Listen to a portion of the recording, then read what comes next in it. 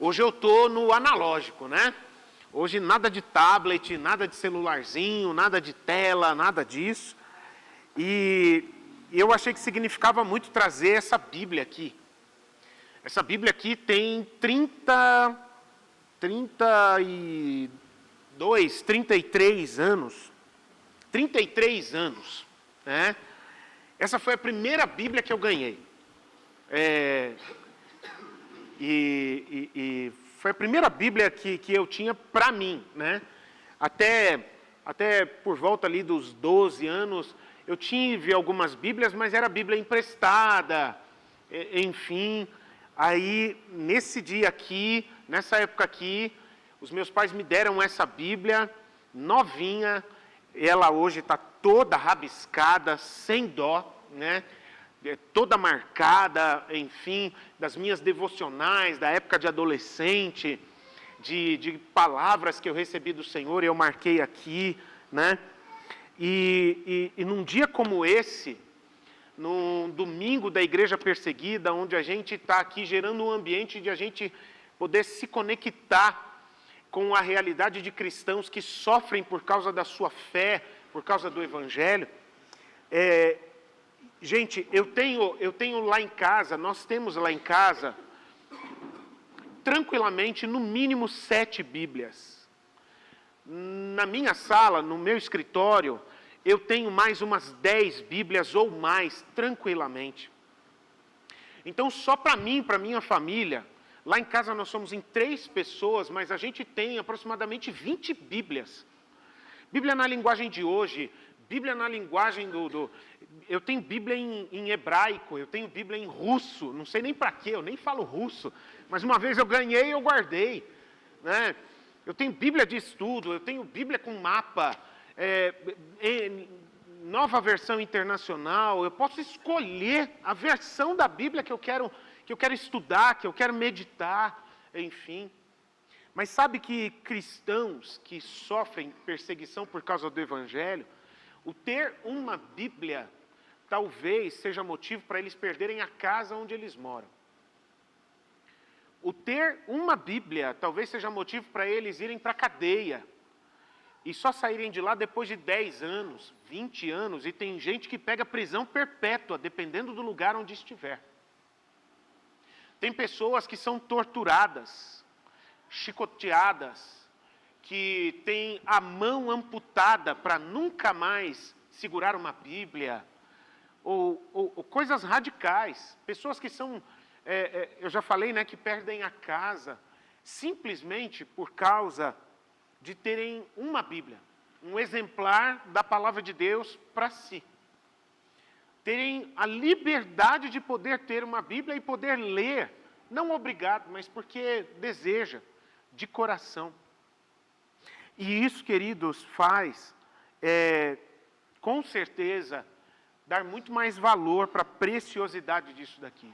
Isso me faz pensar, sabe, por que o diabo coloca tanto ódio no coração de pessoas, de governos, de grupos religiosos, etc., de movimentos, para perseguir a palavra de Deus e todos aqueles que dão atenção à palavra de Deus.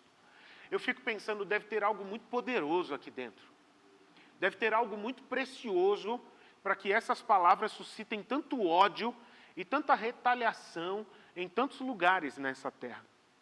Eu nunca me esqueci uma vez que Deus deu uma palavra para o Naldão aqui na nossa igreja. E o Naldo uma vez liberou uma palavra e ele já repetiu essa palavra algumas vezes nesses anos que a gente caminha juntos com Jesus, que a gente vive uma realidade hoje que nós não sabemos até quando nós vamos ter essa liberdade. De a gente poder confessar a Jesus. A nossa igreja está num número enorme de mídias sociais, a gente leva Jesus pela internet, nós fazemos discipulado pela internet, culto pela internet e tudo mais. A gente não sabe até quando nós vamos ter essa liberdade. E isso faz muito sentido, gente. Porque Jesus uma vez ele falou, o meu reino não é deste mundo.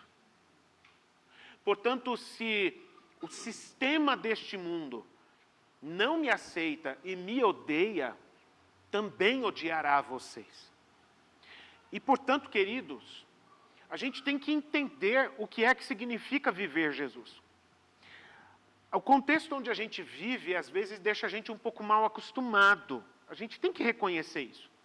Deixa a gente mal acostumado no sentido de que hoje a gente tem muita facilidade para buscar as coisas de Deus, e isso faz com que a gente relaxe um pouco, né? Com que a gente, às vezes, até terceirize, a gente protele isso. Deixa para um outro momento, está fácil hoje em dia. Hoje eu não vou buscar tanto as coisas de Deus, eu vou deixar para outro dia, porque eu consigo fazer isso em outro momento, né? Mas eu entendo que o Senhor tem levantado essa voz no nosso meio, para que a gente possa se preparar, porque a gente não sabe o que nós vamos lidar no dia de amanhã. Eu conheço pessoas que já foram deserdadas pela família por causa do Evangelho, aqui no Brasil. Eu conheço pessoas que tiveram o casamento abalado por causa da escolha de seguir a Jesus Cristo. Eu conheço pessoas que os pais disseram para filhos: olha, você não é mais meu filho, você não é mais minha filha, enquanto você seguir a esse Jesus aí. São pessoas que pagaram um preço por causa disso. E essas coisas precisam fazer a gente pensar. O que tem de tão chocante em Jesus Cristo, de tão grande, de tão poderoso em Jesus Cristo, que suscita esse sentimento tão forte no sistema geral que está espalhado, que está infiltrado, vamos dizer assim, na sociedade que a gente vive. Essas coisas, queridos, elas são uma oportunidade de a gente se preparar. A gente se preparar, porque a gente não sabe as realidades que Deus vai permitir a gente viver. Como eu acabei de falar, a palavra de Jesus: o meu reino não é deste mundo. Mas tem muita gente que busca a Jesus procurando que um reino maravilhoso seja criado para eles viverem aqui na terra. Um reino chique, gourmet, um reino confortável, um reino onde todos os nossos problemas são zerados, todos os nossos problemas são acabados, eles são terminados. Um reino onde a gente não sente dor, onde a gente não derrama lágrimas, aonde a gente tem o melhor dessa terra. Só que a palavra de Deus vai dizer para a gente que haverá um reino onde toda lágrima será enxugada, que há um reino, aliás, aonde toda dor é retirada, mas não é esse reino que nós vivemos aqui na terra. A grande confusão, a grande distorção que as pessoas fazem é aonde que está esse reino. E a nossa vida aqui na terra, queridos, ela é uma preparação para a gente viver esse reino desde já, mas ainda não vivemos ele completamente. Nós viveremos ele completamente, 100%, quando essa história terminar, quando Jesus voltar e uma nova história vai se iniciar para toda a eternidade. E nós estamos nos preparando para fazer parte dessa história eterna com Jesus. Amém? Eu disse que eu ia contar algumas histórias. A minha eu já contei um pouquinho. Mas eu queria contar mais algumas histórias de outras pessoas também. Uma delas é de um dos maiores evangelistas do século XX, do século passado. E é muito interessante que o século XX, gente, se você tiver curiosidade, quiser um dia pesquisar, e eu recomendo a vocês, jovens que nasceram no século XXI aqui, quem aqui nasceu no século XXI? Não teve nenhum contato com o século XX, a não ser no livro de história. Século XXI, século XXI. Quem mais? Século XXI aí. Século XXI. Aqui também, século XXI. Século XXI? Você, irmãozinho de bigode? Sério? Eu vi uma mãozinha lá atrás levantada, século XXI. Lá atrás também, século XXI. Sabe o que eu quero deixar para você? Uma curiosidade? Pesquisa na internet os grandes evangelistas do século XX, do século passado. Né? O século XX foi um século rico de grandes homens e mulheres que Deus levantou para sair pelo mundo evangelizando de maneira ousada. Não foi o único. Houve outras épocas na história onde isso aconteceu. E o século XX foi um desses momentos. Um deles foi um homem, um holandês, chamado Anne van der Bijl. Como o nome dele, holandês, era muito difícil, ele adotou depois um outro nome que é mais comum, chamado Irmão André. Ele é o fundador da missão Portas Abertas. Mas, na verdade, ele não começou o ministério evangelístico dele como abrindo uma organização missionária. Ele começou sozinho. E talvez, se você jogar lá, Anne van der Bijl ou Irmão André, e puxar na internet as fotos, talvez você ache como que ele começou a missão Portas Abertas, que hoje ela alcança mais de 100 países no mundo, todos os lugares onde existe perseguição, onde pessoas procuram conhecer a Cristo e não conseguem, ou passam por situações de grande sofrimento, dor. A missão Portas Abertas procura chegar ali.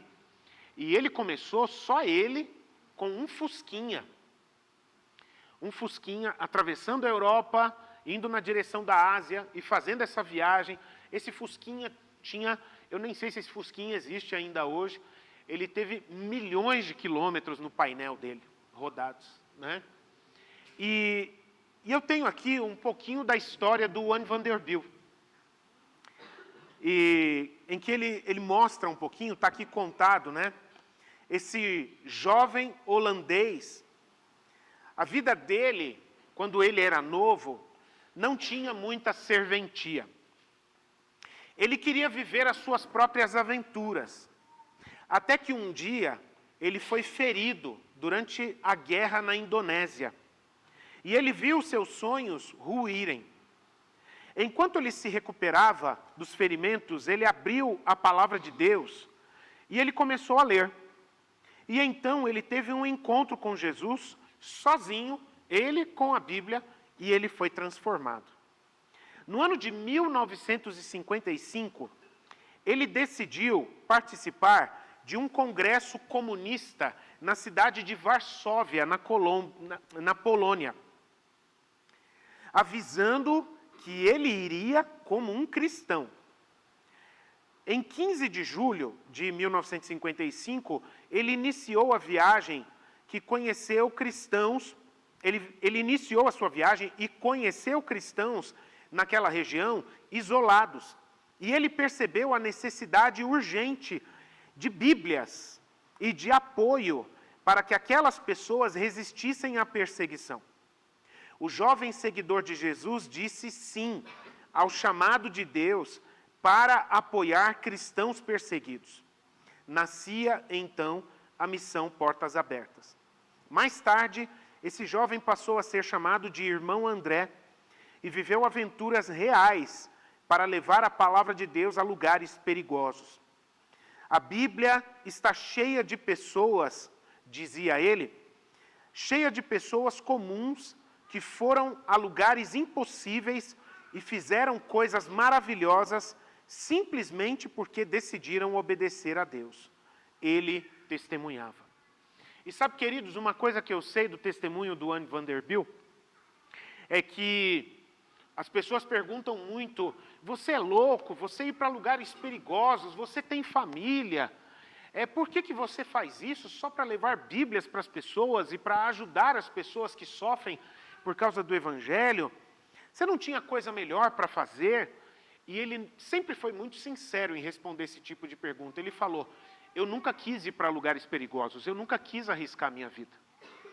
Se eu fosse fazer a minha vontade, eu teria ficado na Holanda, construindo uma vida confortável, junto com a minha família, tendo um trabalho como qualquer outra pessoa, lícito, digno, e poderia ficar num ambiente de segurança. Mas eu tive uma experiência em que Deus incomodou o meu coração sobre a realidade de outras pessoas, que alguém precisava estender as mãos para ela. E eu decidi, se ninguém vai estender as mãos para ela, então eu vou estender as mãos para ela. E ele sempre falou que, aquela coisa que às vezes a gente acha que é romântica, né? Ai, a pessoa tem um amor por aquilo, que ela quer ir, o lugar que ela mais gostaria de estar no mundo é aquele e tal, e aquelas pessoas vão, e eu não sinto isso. E talvez isso aconteça com você, mas eu não sinto isso. Eu não sinto o desejo de fazer isso. Querido, querida, eu quero deixar com você o testemunho de Anne Vanderbilt. Você não precisa sentir. Você não precisa sentir vontade. Você precisa simplesmente, se você perceber, o Espírito Santo colocando um incômodo no seu coração. Se o Espírito Santo colocar diante dos seus olhos, chamar a sua atenção para você perceber uma realidade difícil, que precisa que alguém estenda a mão por aquelas vidas, por aquelas pessoas. E se você perceber que você pode fazer alguma coisa, vai e faz.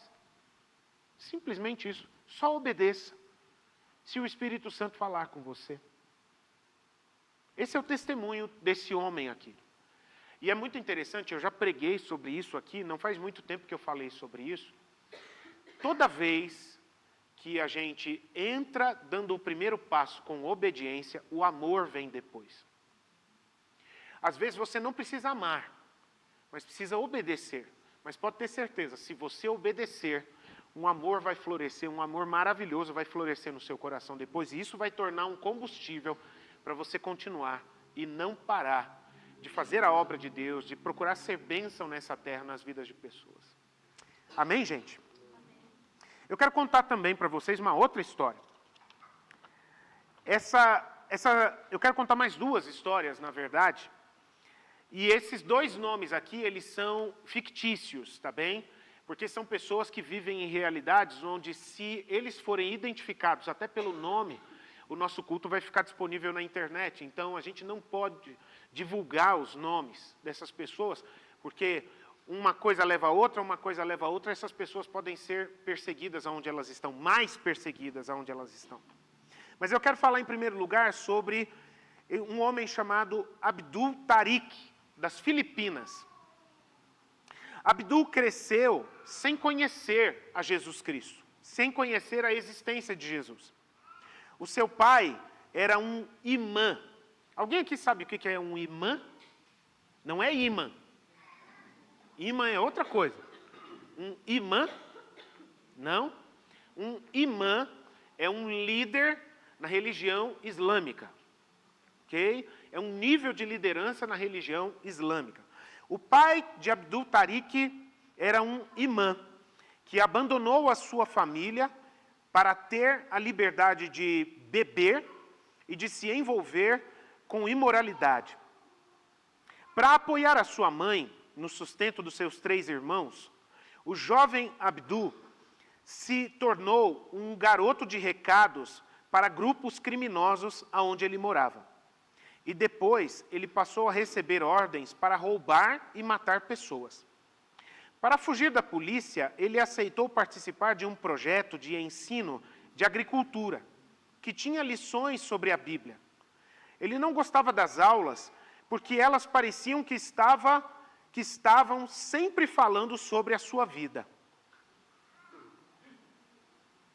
Quase todos os tópicos das aulas pareciam ter a vida dele como alvo, como se fizessem isso de propósito. Nos meses que passou naquele local, Tariq teve uma experiência de cura com Deus. Ele tinha dores no estômago desde criança. E quando soube que Jesus podia curá-lo, ele desafiou. No filme Jesus, eu vi os cegos enxergarem, os coxos andarem e os mortos voltarem a viver. Então, eu fui a um canto, dizia ele, e orei.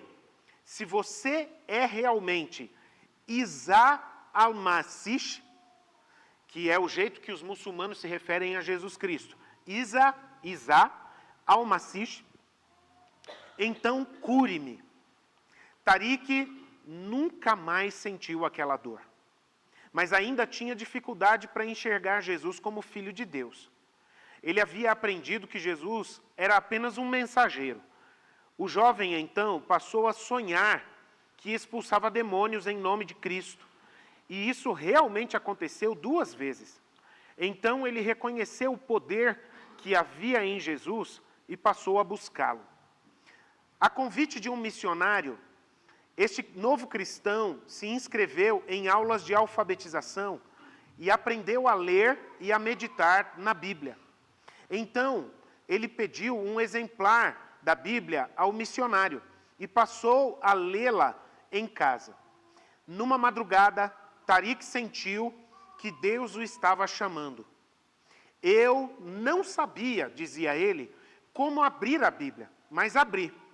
E a primeira coisa que li foi: se você crer em Cristo, você se tornará um filho de Deus. Essa mensagem atingiu o coração do jovem, abandonado pelo pai, e causou uma crise de choro, de quebrantamento. Ele disse: eu não tinha ideia do que estava acontecendo na minha vida. A raiva foi substituída por amor, compaixão, perdão. Eu perdoei o meu pai, que nos deixou. E o amor pelo Senhor floresceu, e pelos outros também. Tariq levava bebida e drogas para os jovens da sua comunidade. Mas após o seu encontro com Jesus, ele passou a presenteá-los com Bíblias.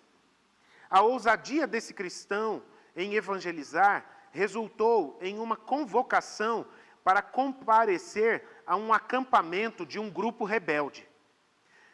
Disse ele: os homens estavam com rifles e outras armas, mas milagrosamente eles ouviram a mensagem da Bíblia. Alguns comandantes até se tornaram seguidores de Jesus, junto comigo, celebrou Tariq. Amém, queridos? Amém. Última história. É a história de Romi, um homem da Malásia. Para Romi, da Malásia, a Bíblia não fazia diferença em sua vida, apesar de ser uma família de tradições cristãs. Ou seja, era uma família que se dizia cristã, mas apenas da boca para fora, né? Ele seguia superstições de sua comunidade indígena e acreditava que a feitiçaria era a solução para todos os problemas. Os feiticeiros podiam curar. É por isso que nós acreditávamos, dizia ele. Eu comprava os remédios dos feiticeiros e os vários instrumentos que eles usavam para os seus rituais. A mãe deste cristão nominal tinha uma Bíblia e ele a roubava às vezes e tentava ler. Mas a Bíblia estava escrito em indonésio. E ele dizia: eu não entendia o que estava lendo.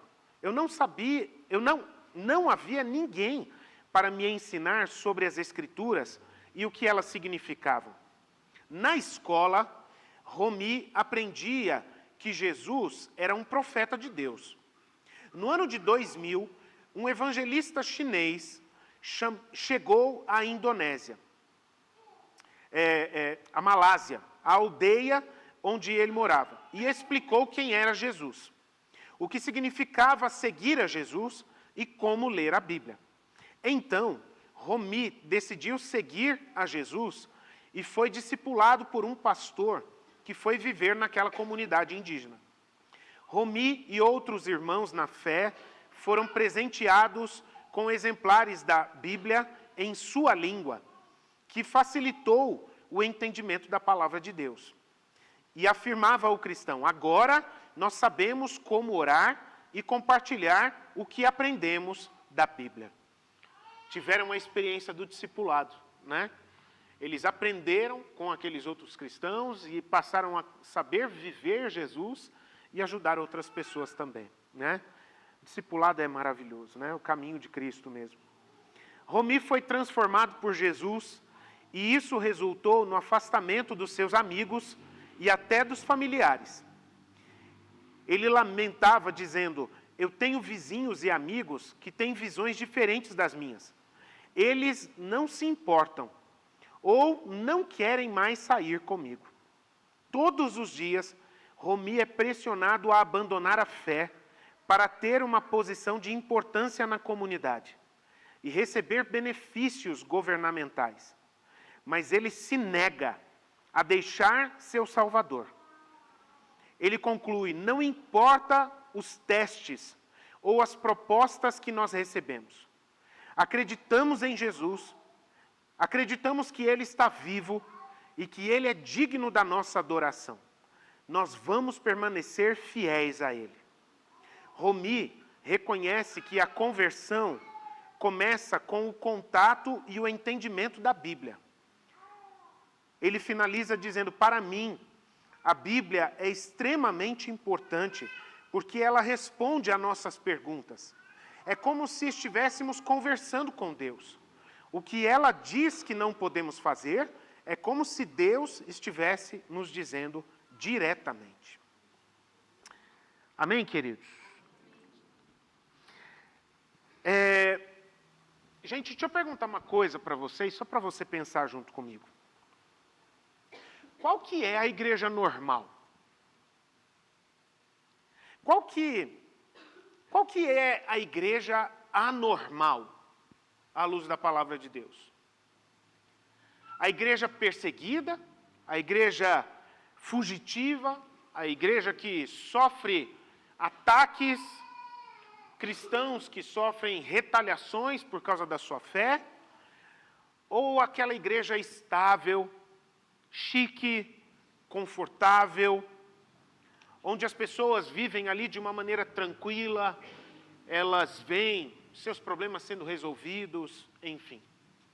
Eu gostaria de convidar você a pensar sobre isso junto comigo. Qual que é a igreja normal? Quando a gente abre a palavra de Deus, quando a gente ouve as palavras de Jesus, qual que é a realidade de ser igreja que mais faz sentido? Queridos, a igreja de Cristo, ela pode ser reconhecida tanto na forma visível, quanto na forma invisível. Deixa eu explicar isso para vocês. Qual é a igreja na forma visível? A igreja na forma visível é isso daqui que a gente está vivendo, por exemplo. É uma igreja que ela se reúne num lugar, seja lá qual lugar for. É uma igreja em que as pessoas podem ter contato com ela é reconhecida na comunidade, é uma congregação local que tem um endereço, muitas vezes, até. Essa é a igreja visível, que ela faz a obra do reino de Deus nessa terra, de maneira que ela tem contato claro com as pessoas. Agora, existe uma igreja que a gente pode chamar de igreja invisível. Essa expressão não é bíblica, mas ela é teológica, né? A igreja invisível, ela é a reunião de todos os crentes em Jesus Cristo ao redor do mundo. Você e eu não sabemos quem são todos os crentes em Jesus ao redor do mundo. Essa é a igreja que ninguém pode contar, que ninguém pode medir, que ninguém tem controle para dominá-la, porque ela está espalhada por todos os lugares da terra. A igreja invisível, ela é a igreja formada pelas pessoas que têm o seu coração selado pelo Espírito Santo de Deus. A igreja invisível é o grupo de pessoas espalhadas por toda a terra que dão o seu testemunho de fé quando descem às águas do batismo. Como eu falei, essas pessoas elas estão espalhadas por todo o mundo. E muitas dessas pessoas não se conhecem umas às outras. Mas essa igreja é real, ela existe. Jesus reconhece essa igreja dos céus através do seu Espírito, porque conhece os corações dessas pessoas. Queridos, seja uma forma de ser igreja, seja outra forma, seja visível ou invisível, nós fazemos parte dessa igreja. Nós que somos crentes em Jesus, selados com o Espírito Santo, que descemos as águas do batismo. Nós fazemos parte do corpo vivo de Cristo na terra. E o que um membro deste corpo sofre, todo o corpo sofre com ele. Hoje eu tive uma experiência que muita gente tem. Não foi a primeira vez que isso aconteceu comigo, uma experiência dolorosa. Eu estava arrumando algumas coisas no meu quarto e estava meio apressado. E aí, naquele momento, eu chutei o canto da cômoda do nosso quarto. Eu dei-lhe uma topada com o pé, que pegou de 3 dedos, assim, os 3 dedinhos de fora do pé, assim, pegaram em cheio na quina da cômoda. Talvez você já tenha passado por isso, chutado alguma coisa de jeito. Eu vi estrela. A dor, ela irradia, ela sobe do pé e você sente no corpo todo. Você tem vontade de dar um grito quando pega de jeito assim. O dedinho fica todo troncho ali, coitado. Enfim. E isso é uma coisa muito interessante que ajuda a gente a entender o que é ser corpo, sabe? Quem sofreu o acidente da cômoda foi o dedinho. Mas eu senti aquela dor irradiar no meu corpo inteiro. Tanto que eu parei de arrumar o que eu estava arrumando e já levantei o pé e fui dar uma apertada no dedo, porque às vezes a gente acha que alivia, né? Dá uma apertada assim para dar uma aliviada. Olha só, o corpo todo parou o que estava fazendo e a mão foi até o pé para tentar ajudar a aliviar a dor daquele dedo que estava lá embaixo. Né? Isso é ser corpo, queridos. O que acontece com um membro do corpo? Seja um membro do corpo da igreja visível. Vocês são meus irmãos. Eu conheço boa parte de vocês pelo nome. E eu espero conhecer, com certeza, da grande maioria de todo mundo que está aqui, pelo nome. Eu já tive experiências, contato com cada um de vocês. A maioria de vocês eu sei as lutas que já passaram. Talvez um ou outro...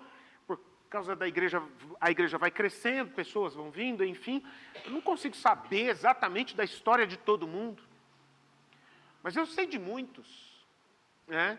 E quando eu sei que acontece alguma coisa, a gente já se mobiliza. Poxa, fulano de tal, infelizmente, está passando por uma dificuldade. Poxa, a família de fulano de tal vai nascer neném. A gente precisa dar apoio para a família. Poxa, fulano de tal está fazendo aniversário. Vamos fazer alguma coisa para a gente agradecer a Deus pela vida dele. E a gente cuida uns dos outros. Mas, queridos, quando a gente vai falar da igreja invisível, a igreja que está espalhada pela terra, o que acontece com outras pessoas, mesmo que a gente nem conheça essas pessoas, mas se chega até nós a informação da realidade que estas pessoas, que têm a mesma experiência com Jesus que a gente tem, se essas realidades chegam até nós, até o nosso conhecimento, a gente fatalmente vai sentir como se fosse com a gente. A gente fatalmente vai sentir em nós. Porque são igreja, assim como nós somos. São o corpo vivo de Cristo na terra, assim como nós somos. Quando Jesus voltar, nós vamos nos encontrar com Cristo e eles também vão, igualzinho a nós. Não tem como nós tomarmos conhecimento da realidade dessas pessoas e a gente não se importar com isso, porque eles vivem Cristo assim como nós vivemos. Se nós somos crentes de verdade, gente, não tem como a gente não sentir em nós mesmos. Não tem como a gente não trazer esse problema para nós como se ele fosse realmente nós. Eu nunca tive a oportunidade, o privilégio de ter contato com Anne Vanderbilt. Seria uma grande honra para mim, porque eu admiro demais o testemunho da vida desse evangelista. Eu nunca tive oportunidade de ter contato com o Romi, na Malásia, e nem com o Tariq, na Indonésia. Eu só estou sabendo deles através de uma carta que chegou até mim, que chegou até a nossa igreja. Mas a partir do momento em que eu sei da realidade dessas pessoas, a vida deles é problema meu também. A realidade que eles vivem passa a fazer importância, passa a ter importância para mim também. Não tem como eu viver os meus dias sem me importar com isso, sem trazer isso para o meu coração. Sabe, queridos, quanta gente que sofre perseguição por causa da sua fé em Cristo, perdendo tudo. Aquelas pessoas que atacam cristãos por essa terra, eles chegam de uma maneira muito cruel, mas também muito suja, fazendo propostas, fazendo ameaças muitas vezes, mas outras vezes fazendo convites, fazendo propostas, e às vezes eles chegam de uma maneira muito simples. O testemunho do Romi, por exemplo, que foi contado aqui, que eu li aqui para vocês, falaram, olha, se você deixar de ser cristão, você vai ter a oportunidade de ter uma casa de novo aqui na comunidade.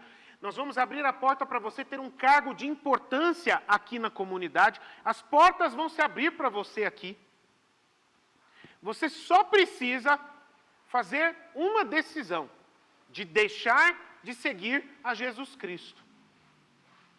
E aí a gente vai parar de te atacar. A gente vai parar de te perseguir. Apenas deixar de ser cristão e a vida vai passar a ser muito mais simples, vai ser muito mais fácil. E queridos, deixa eu fazer uma pergunta para você. Porque eu me faço essa pergunta toda semana. Se eu estivesse no lugar dele, e se alguém fizesse essa proposta para mim, em um momento da minha vida onde eu estivesse sofrendo perseguição, pelo simples fato de eu viver a vida que eu vivo com Jesus Cristo, eu não ter a oportunidade de arrumar um emprego, eu não ter a oportunidade de ter uma casa para morar, eu não ter a oportunidade de fazer parte de coisas que todo mundo faz, de levar os meus filhos, a minha família, numa praça para se divertir. E eles falarem, olha, basta você deixar de ser cristão. É simples. E a gente devolve a sua vida de volta para você. Não é muito difícil. Eu fico pensando quantos de nós aceitariam essa proposta. Afinal de contas, a vida ia ficar muito mais fácil. Ia ficar muito menos complicada. O Anne Vanderbilt, ele dizia uma coisa, é uma das frases dele que, no testemunho de vida dele, eu estou falando muito dele aqui porque, como eu disse, ele foi um homem de Deus e ele morreu não faz muito tempo, né? Fazem alguns anos. Mas o testemunho de vida dele impacta muito o meu coração. E uma das frases que ele falava que toca muito o meu coração é quando ele dizia assim, a palavra de Deus, ela é para todo ser humano. Portanto, ninguém pode tirar o direito das pessoas de elas saberem o que Deus quer falar para elas. Ele dizia, o que cada um vai fazer com estas palavras é problema de cada um. Às vezes a gente fala, é um ditado, e é verdadeiro. A salvação é individual. É uma escolha de fé, é uma decisão de fé de cada um. Mas ter o direito de saber quais as palavras de Deus para ela, toda pessoa na face da terra tem esse direito e ninguém pode negar esse direito. Sabe, queridos, eu tinha falado para vocês algumas palavras de Jesus, quando Jesus falou aos seus discípulos, o meu reino não é desse mundo. Mas Jesus também, em outro momento, ele disse diante dos seus discípulos, vocês pensam que eu vim facilitar a vida de vocês? Vocês pensam que eu chamei vocês para me seguirem, para trazer tranquilidade para as vidas de vocês? Não, eu não vim trazer tranquilidade para as vidas de vocês. Eu vim trazer espada, porque por causa do meu nome, muitos de vocês serão expulsos das suas casas. Os amigos de vocês muitas vezes vão virar as costas para vocês. Eu vim trazer espada. E essa é uma realidade, queridos, que Jesus coloca a gente. Que a gente precisa entender o que é fazer parte do reino dos céus, andando no reino da terra. O que é fazer parte de um reino que é diferente deste reino que a gente convive com ele, que a gente passa por ele, que a gente interage com ele. Jesus, em outro momento, ele falou, se o mundo me odeia, também vai odiar a vocês. Portanto, essas palavras de Jesus, elas preparam o nosso coração. De que a gente não pode estranhar se acontece nas nossas vidas alguma retaliação pelo fato de nós procurarmos viver Jesus no nosso dia a dia. Houve um momento em que Jesus, ele fez uma oração linda, maravilhosa, em João capítulo 17, ficou conhecida como a oração sacerdotal. E no meio daquela oração, Jesus, ele intercede ao Pai pelos seus discípulos e ele diz assim: Pai, eu não te peço que tires os meus discípulos deste mundo, mas o que eu te peço é para que o Senhor os livre das garras do maligno. Essa é uma ideia que às vezes as pessoas têm, que ela não é real, ela é equivocada. No momento em que uma pessoa ela é salva por Jesus Cristo, às vezes tem gente que espera Jesus virar para ela e falar: olha, a partir de agora eu quero dizer para você, seus problemas acabaram. Pó, estourar fogos. Fique tranquilo, eu sou Jesus, o seu Salvador. Precisa de dinheiro na sua conta? Pode orar a mim, eu vou colocar dinheiro na sua conta. Tem alguém que está te causando problemas? Ore a mim, eu vou fazer essa pessoa sumir da sua vida. A sua família está passando por problemas, está com dificuldades? Ore a mim, pode deixar que eu vou dar um jeito. Todo mundo vai ser salvo, a sua família vai ser linda, maravilhosa, do jeito que são aquelas famílias de comercial de margarina. Não é real isso, gente. Não é assim que funciona. Ele orou, quando ele orou pedindo ao Pai: Pai, eu não te peço que os tires do mundo. Sabe por que ele orou isso? É porque seria muito mais fácil para um cristão, no momento em que ele se converte a Jesus Cristo e ele nasce de novo pelo poder do Espírito Santo, que ele saísse desse mundo e ele fosse para a glória eterna, que é o lugar para onde nós estamos preparados para ir. Lá é o nosso lugar. E aí a gente não teria mais que esquentar a cabeça. Mas Jesus falou: não, tem propósito. Jesus, não, Pai, não tira eles deste mundo. Deixa eles neste mundo mais um pouco. Mas eu te peço uma coisa: enquanto eles viverem em meu nome neste mundo, guarde eles das forças do mal. Queridos, Jesus estava orando por mim quando ele pediu isso ao Pai. Jesus estava orando por você quando ele pediu isso ao Pai. Sabe aonde que Jesus está hoje? Você sabe onde Jesus está agora, nesse exato momento? Quem aqui sabe onde Jesus está nesse exato momento? Aqui no meio de nós. O Espírito dele está no meio de nós. Mas a pessoa de Jesus, nesse exato momento, ele está sentado no trono, ao lado direito do Pai Eterno, 24 horas por dia, intercedendo ao Pai, em meu favor e em teu favor.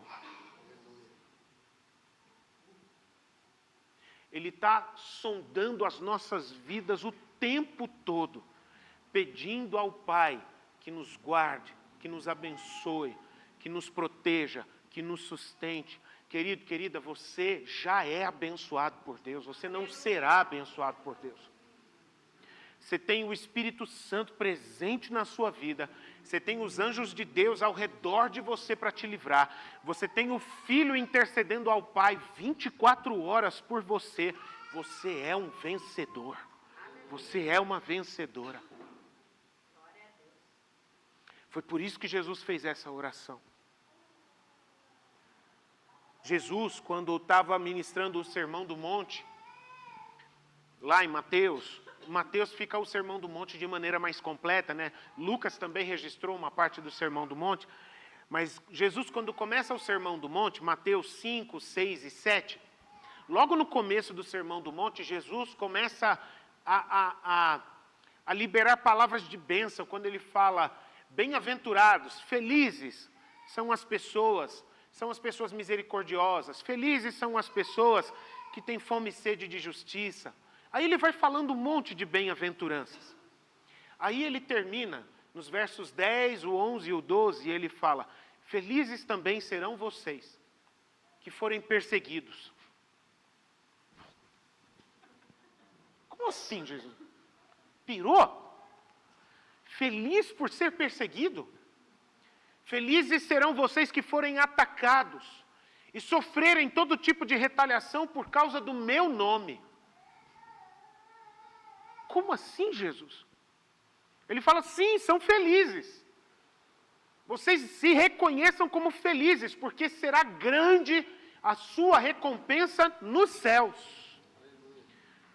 Porque o Senhor, o Deus, o Pai eterno, Ele é especialista em recompensar todos aqueles que confiam nele e vivem a sua vida sem desanimar, colocando a sua esperança nele. Felizes são vocês, porque grande é a recompensa de vocês, guardada nos céus. Eu queria deixar com vocês mais um texto, mas esse eu não quero falar para vocês agora, porque eu já citei vários textos bíblicos, e vocês viram que eu nem abri a Bíblia. Mas eu quero compartilhar com vocês mais um texto, esse eu gostaria muito que você meditasse na sua casa. Se você puder gravar, você grava. Se você puder anotar, você anota. Se não, depois você entra no YouTube, puxa a mensagem lá até essa hora que eu vou falar o texto aqui, e aí você vai lá. Quando você chegar em casa, medite em 1ª Carta de Pedro, capítulo 4, a partir do verso 12 até o verso 19. Aquela palavra é uma inspiração e um encorajamento para a nossa fé. E eu gostaria que você se colocasse naquelas palavras, tá bem? 1 de Pedro 4, do 12 ao 19. Tá bem? Oi? Isso mesmo? Entenderam? 1 de Pedro 4, do 12 ao 19. Queridos, eu quero terminar essa palavra e a gente também vai caminhando para o final desse culto nessa noite, tá? Larissa, você pode me ajudar aqui? Por favor, pega o violão. Eu gostaria de fazer um apelo a você diante de tudo isso que a gente está falando aqui. Eu sei que tem algumas pessoas aqui que ainda não são de Cristo totalmente. Você está aqui porque você quer viver uma vida diferente. Mas você ainda não vive essa vida. Eu quero dar para você essa oportunidade nessa noite. Se tem alguém aqui que ainda não deu esse passo de fé, mas você quer se converter a Jesus Cristo, essa vida que você está ouvindo falar aqui, essa vida de alguém que está se preparando para a eternidade, de alguém que tem esperança da glória, de alguém que o conforto, os mimos, os bens deste mundo não são suficientes para te trazer felicidade de verdade. Gente, não tem problema nenhum com dinheiro. Não tem problema nenhum em ter um carro, em ter um celular bom, em ter uma casa confortável. Não tem problema nenhum com nada dessas coisas ou qualquer outra que Deus possa permitir você ter. Mas essas coisas não podem ser a fonte da tua felicidade, da tua satisfação, nem da tua identidade. Essas coisas não podem preencher a sua vida. Essas coisas não podem te salvar. Essas coisas não podem garantir nem sustentar a tua vida para a eternidade. Mas se você está hoje decidido em se agarrar com aquilo ou quem pode te garantir a salvação, a vida para toda a eternidade, essa pessoa é Jesus Cristo. O que você precisa fazer? Você precisa receber essa palavra que você está ouvindo aqui com fé no seu coração. E crendo nessa palavra, você precisa dar um passo de fé. Que passo de fé é esse? Você precisa tomar uma decisão que só você pode tomar e ninguém pode fazer ela por você. De você fazer uma aliança com Jesus. De você reconhecer que Jesus Cristo é o Filho de Deus. De você reconhecer que Ele pagou o preço pelos teus pecados na cruz. Que Jesus é o caminho, Ele é a verdade, Ele é a vida. E Ele pode te unir com o Pai para você se tornar um filho de Deus, uma filha de Deus, assim como Ele é o Filho de Deus, você também se tornará. E através de Jesus Cristo, você terá a certeza da glória eterna que você vai viver com o Pai nos céus. Tem alguém aqui que quer fazer essa aliança com Jesus? Levante aí a sua mão, eu quero orar por você nesse momento. Só faz um sinalzinho. E eu vou orar, eu quero abençoar a sua vida. Amém. Tem mais alguém? Só faz um sinalzinho para mim e eu quero orar por você nesse momento. Amém? Eu quero orar então. Pai Santo, eu te agradeço, meu Deus, por essa vida, por esse coração que se abre para Ti nessa noite. Eu quero te agradecer, meu Pai, por essa pessoa que está dando esse passo de fé, meu Deus, se unindo contigo, fazendo essa aliança hoje, dia 22 de junho de 2025. É uma aliança que começa aqui e agora ela se projeta para toda a eternidade. Pai, eu quero te agradecer porque a esperança da glória está brotando dentro desse coração. E, meu Deus, eu quero te pedir, segundo a promessa do Senhor na Tua palavra, que esse coração seja selado pelo Espírito Santo, gerando um novo nascimento, uma nova pessoa, um novo ser, uma pessoa que agora tem a mesma natureza que o Senhor, tem um coração que pulsa com as batidas do Teu coração, Pai. Sela essa vida com a Tua paz, sela esta vida com a Tua alegria, sela esta vida com uma certeza, é uma certeza que não tem explicação, é uma certeza que é colocada somente pelo Teu Espírito, dentro deste coração, de que ele está salvo, de que essa pessoa, Pai, vai viver toda a eternidade, não morrerá, mas viverá para sempre contigo. Em nome de Jesus eu oro e te agradeço. Amém. Amém. Você pode aplaudir a Jesus pela salvação dele?